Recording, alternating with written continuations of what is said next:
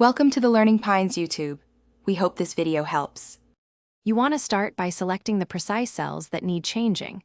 This limits accidental edits. Once selected, make a backup worksheet copy so you can revert if needed. Now open Find and Replace with Ctrl+H to perform a simple global swap. Type the old value and the new value and test with Replace or Replace All on a small selection. If you have many different replacements, prepare a helper column to use formulas next. This saves repeated manual steps. Once you've tested a simple replace, scale up.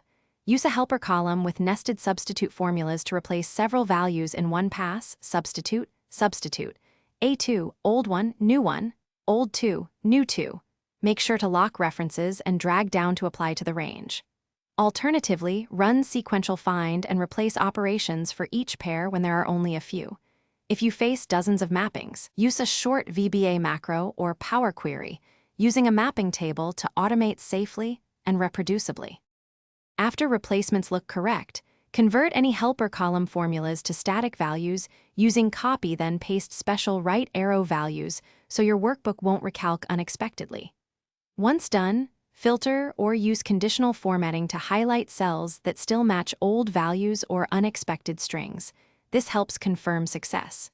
If something went wrong, restore the backup copy and check the replacement order.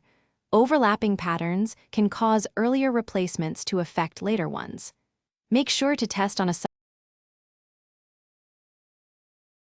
Thanks for watching. Consider subscribing if we helped you.